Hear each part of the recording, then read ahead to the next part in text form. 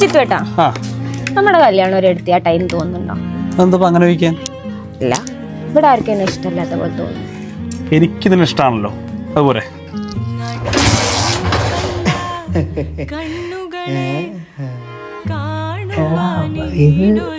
എടത് നമിത, കല്യാണത്തിന്റെ ഒന്ന് കണ്ട് ഫുള്ള് മേക്കപ്പ് ആയിരുന്നില്ലേ? മേക്കപ്പിലൊന്നും ഒരു പരിധി ഇല്ലാതായില്ല. നിനക്ക് ഇതിന്റെ വല്ല കാര്യം ഉണ്ടായിരുന്നു? എത്ര ലക്ഷം ഉറുപ്പ്യ സ്ത്രീധനം കിട്ടുന്ന കേസായിരുന്നത്? എല്ലാം പോയില്ലേ? അപ്പൊ ഒരു തരി സ്വർണം പോലും ഇല്ലാതെയല്ലേ കേറി വന്നത്? കഷ്ടണ്ട് കേട്ടോ. എടി, ജാതകം നോക്കിയിട്ടുണ്ടാവില്ല.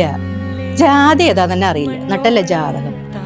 എടുത്ത് ചാടി ഒരു കല്യാണം വേണ്ടിയിരുന്നില്ല എന്നേ പറഞ്ഞുള്ളൂ. ചേട്ടാ, ഞങ്ങൾക്ക് രണ്ടേക്ക് ഒരു കുഴപ്പമില്ല, പിന്നെ നിങ്ങൾക്കൊക്കെ അത്ര ചൊറിച്ചില്. ഈ നാട്ടുകാർ നാറികളുടെയും കുടുംബക്കാർ തെണ്ടികളുടെയും ചെലവിലൊന്നുമല്ല നമ്മൾ ജീവിക്കുന്നത്. പോരാത്തിന് ചില നാറികൾ ജീവിക്കുന്നത് തന്നെ നമ്മുടെ ചെലവിന്.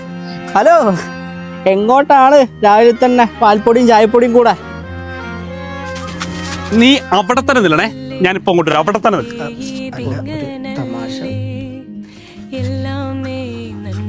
ഞാൻ വരുന്നില്ല.